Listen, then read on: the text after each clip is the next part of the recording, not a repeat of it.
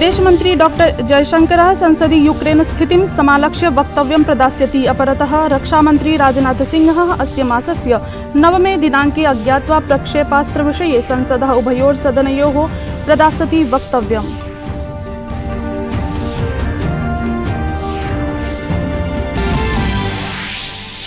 नवदिल्ल्याम् अद्य भाजपा संसदीय दलस्य उपवेशनं। दलेन सर्वेभ्यः लोकसभा राज्यसभा संसत् सदस्यान् उपवेशने भागं कर्तुम् अध्यर्थितम्।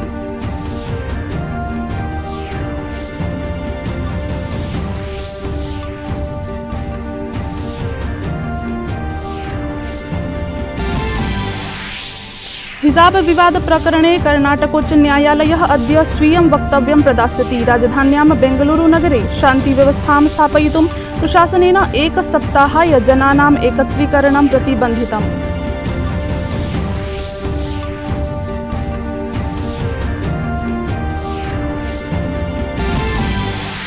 अपि च अन्ताराष्ट्रिय वार्तासु यूक्रेन रूसयोर्मध्ये वार्ताक्रमः अद्यापि समानुष्ठास्यते। यूक्रेनदेशीयः राष्ट्रपति ज़ेलेन्स्की रूसदेशेन साकं युद्धं समापयितुं प्रवर्तमानप्रयासेषु इस्राएलदेशीय प्रधानमन्त्रिणा साकं वार्तां विहितवान्। अपरतः यूरोपीय संघेन रूसं विरुध्य प्रतिबन्धाः विवर्धिताः। यूक्रेन युद्धे रूस देशस्य साहाय्याय चीनदेशः अमेरिका देशेन सञ्चेतितः। रूसं विरुध्य युद्धे यूक्रेनाय स्वीय सुरक्षायै शस्त्राणि सुलभायितुम् उद्घोषितम्। अपरतः उपग्रहचित्रद्वारा मारियुपोल नौपत्तने बृहन्मात्रायां हानिः दरीदृष्टा।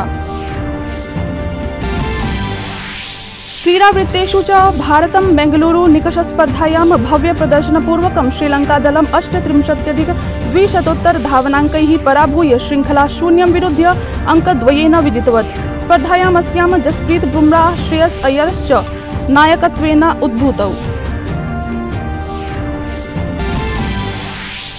एशियाई युवा जूनियर मुक्केबाजी चैंपियनशिप इत्येतस्यां स्पर्धायां भारतीय मुष्टामुष्टि क्रीडकैः भव्यं प्रदर्शनं कृतम्। 5 भारतीयैः स्वर्णपदकम् अधिगतम्। भारतं सर्वेषु 12 वर्गेषु पदकानि विजितवत्। अभिवादय, अहमस्मि हेमलता। अत्र भवतां स्वागतम् एतस्मिन् डीडी न्यूज़ वार्ता प्रसारणे। अथ वार्ताः विस्तरेण।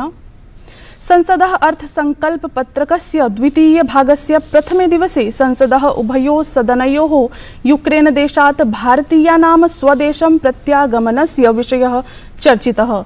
राज्यसभायाः सभापतिः वेंकैया नायडुः यूक्रेनदेशे बृहन्मात्रायां यूक्रेनदेशे संकटापन्नान् भारतीयान् सकुशलं स्वदेशम् आनेतुं मोदी प्रशासनं भृशं श्लाघितम्। विदेशमन्त्री डॉक्टर सुब्रह्मण्यम जयशंकरः अद्य संसदः उभयोर्सदनयोः यूक्रेनदेशे प्रवर्तमानं युद्धं समालक्ष्य गंगाभियानस्य विषये वक्तव्यं प्रदास्यति। Honorable members, you are all aware the situation in Ukraine. A large number of Indian students were required to be evacuated in the context of this situation there. This was a very challenging task. The government of India rose to and also the state governments rose to the occasion in evacuating Indian students as well as some students of other nationalities. These efforts are praiseworthy. संसदः अर्थसंकल्पपत्रकस्य द्वितीय भागस्य प्रथमे दिवसे संसदः उभयोः सदनयोः यूक्रेनदेशात् भारतीयानां स्वदेशं प्रत्यागमनस्य विषयः चर्चितः। राज्यसभायाः सभापतिः वेंकैया नायडुः यूक्रेनदेशे बृहन्मात्रायां यूक्रेनदेशे संकटापन्नान् भारतीयान् सकुशलं स्वदेशम् आनेतुं मोदी प्रशासनं भृशं श्लाघितम्। विदेशमन्त्री डॉक्टर सुब्रह्मण्यम जयशंकरः अद्य संसदः उभयोः सदनयोः मध्ये यूक्रेनदेशे प्रवर्तमानं युद्धं समालक्ष्य गंगाभियानस्य विषये वक्तव्यं प्रदास्यति। अपरतः लोकसभायाम् अपि यूक्रेनदेशात् भारतं प्रत्यागतानां छात्राणां प्रकरणं चर्चितम्। केन्द्रीय शिक्षा मंत्री धर्मेन्द्र प्रधानः उक्तवान् यत् प्रधानमन्त्रिणः मोदिनः नेतृत्वे गंगा इत्याभियानं सफलतया पूर्णताङ्गतम्। एतेषां छात्राणां भावि जीवनं सुरक्षयितुं प्रशासनं सर्वविधोपायान् सम्मुखीकुरुते इति। प्रधानमंत्री के नेतृत्व में हुआ, लेकिन 130 करोड़ भारतीयों की एक कलेक्टिव विजडम कैसे होती है अपने बच्चों के लिए, ये उसके प्रमाण है। जब ले ही आए हैं उनको, उनके भविष्य में भारत सरकार सामूहिक रूप में उनको डॉक्टर बनाने के लिए जो जो व्यवस्था रहेगी उसकी चिंता करेगी। आप उसमें अस्वस्थ रहिए। आज तो उनको संभालने के लिए उनको शौक से निकालने की टाइम है। आप सभी लोग हम उसी में लगे।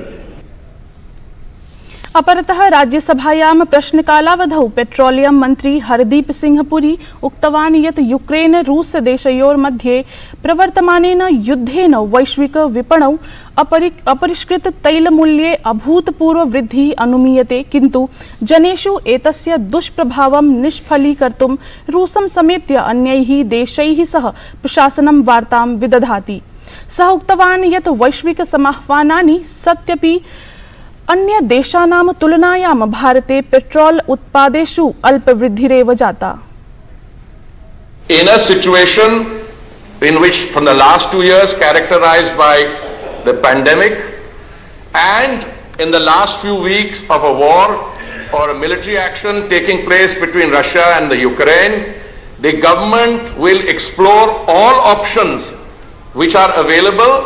There are reports and there are contacts. I myself have had a conversation with the appropriate levels of the Russian Federation. These are discussions currently underway. Several issues which will require both how much oil is available either in Russia or in new markets or in new suppliers which may be coming on the market, and issues relating to insurance, freight and a host of other things, and the payment arrangements. I would be delighted, madam, on the first opportunity whenever these arrangements are worked out between our oil companies and their counterparts in the Russian Federation, or our oil companies in Iran or other countries where more oil is coming up. It's a dynamic, evolving situation characterized by military warfare, when I would be happy if some of that military quotient is less here and I could get a chance to explain to my distinguished colleague. अचिरमेव सम्पादितेषु विधानसभा निर्वाचनेषु विजयस्य नायकः प्रधानमन्त्री नरेन्द्र मोदी यदा लोकसभायाम् आगतः तदा सर्वैः तदीयः भव्यस्वागतः कृतः। सोमवासरे प्रातः 11 वादने लोकसभायाः कार्यजातं प्रारब्धमस्ति। प्रधानमन्त्री मोदी यदा सदनं प्रविष्टवान् तदा गृहमन्त्रिणम् अमितशाहं, रक्षामन्त्रिणं राजनाथसिंहं च समेत्य सर्वैः भाजपा सांसदैः तस्मै स्वागतं व्याहृतम्। विधानसभा निर्वाचनेषु विजयाय भाजपा दलीयः राष्ट्रियाध्यक्षः जगत्प्रकाश नड्डाः अपि वर्धापितः। अपरतः विजयस्य अनन्तरम् उत्तरप्रदेशस्य कार्यवाहक मुख्यमंत्री योगी आदित्यनाथः द्वितीये दिवसे अपि दिल्ल्याम् आसीत्। अथ आदिनं मेलनस्य कार्यक्रमः यथावत् समनुष्ठितः। योगी आदित्यनाथः राष्ट्रपतिना रामनाथ कोविंदेन साकं शिष्टाचार वार्ताम् अकरोत्। एतदतिरिच्य योगी आदित्यनाथ केंद्रीय मंत्रिणं नितिनं गडकरीं, उत्तर प्रदेश निर्वाचन प्रभारिणं केंद्रीय मंत्रिणं धर्मेंद्र प्रधानं, सह निर्वाचन प्रभारिणं अनुराग सिंह ठाकुरं मिलितवान्। अपरतः सोमवासरे यदा संसदः अर्थसंकल्प पत्रकस्य द्वितीयं चरणं प्रारब्धं तदा उभयोः सदनयोः सामान्य कार्यजातं समनुष्ठितम्। संसदि ह्यः वित्तमन्त्रिणा निर्मला सीतारमण वर्यया केन्द्रशासित प्रदेशाय जम्मू कश्मीराय 23-23-2000 वर्षीयम् अर्थसंकल्प पत्रकं प्रस्तुतम्। सममेव 21-22 वर्षाय अनुपूरक अनुदान याचना विवरणम् अपि प्रस्तुतम्। लोकसभायां चर्चावधौ वित्तमन्त्री निर्मला सीतारमण वर्यया कथितं यत् जम्मू कश्मीरे विगतेभ्यः 70 वर्षेभ्यः बक्करवाल समुदायेभ्यः अनुसूचित जनजाति समुदायेभ्यश्च तेषाम् अधिकाराः नैव प्रदत्ताः आसन्, यद्धि एतत् प्रशासनेन सुलभायितम्। तया सबलं प्रतिपादितं यत् प्रदेशे चतुर्दिक् विकासः प्रचलति।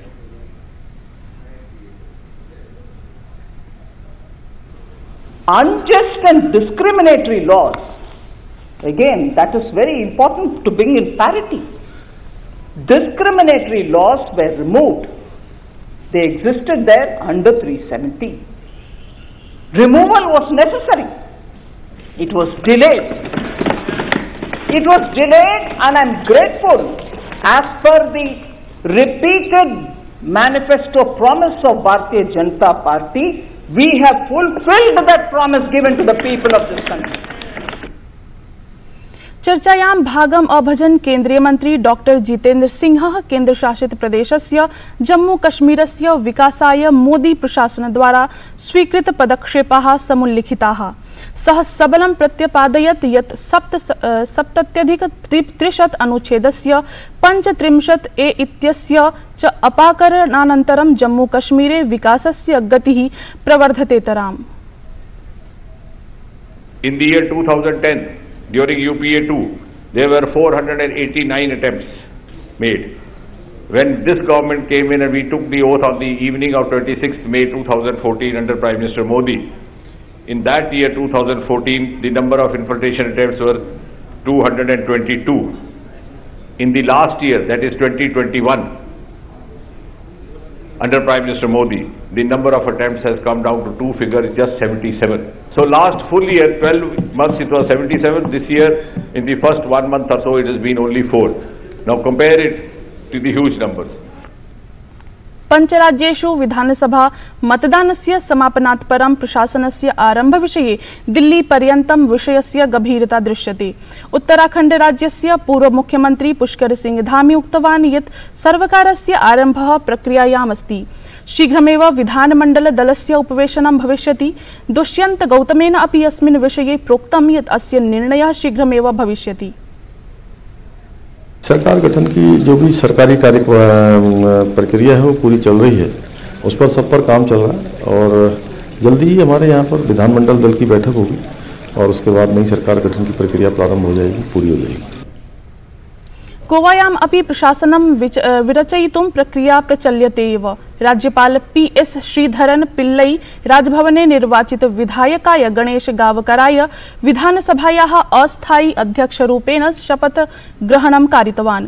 नवनिर्वाचित विधायकानाम् अद्य शपथ ग्रहणं भविष्यति।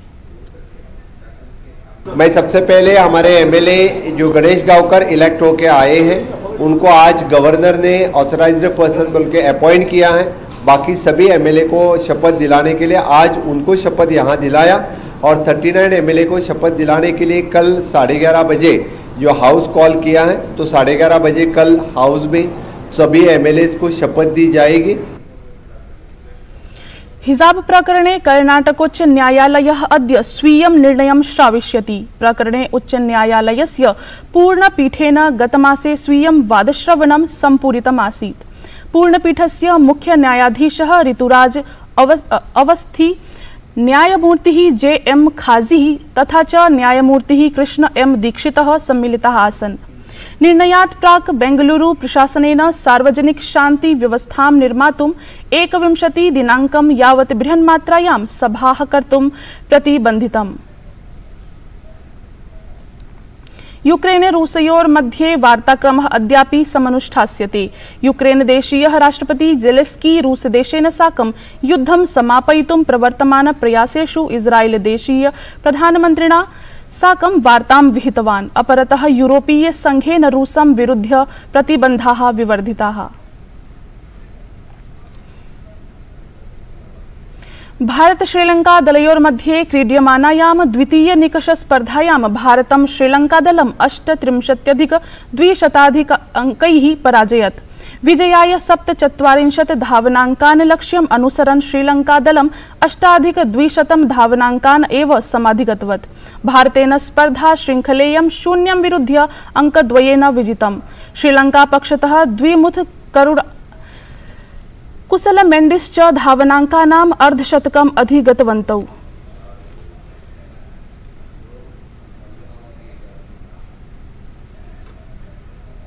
एतत् वार्ता संस्करणम् अधुना सम्पद्यते। अभिनव वार्ताभिः सह पुनः उपस्थास्यामः। तावत् मङ्गलं भूयात्।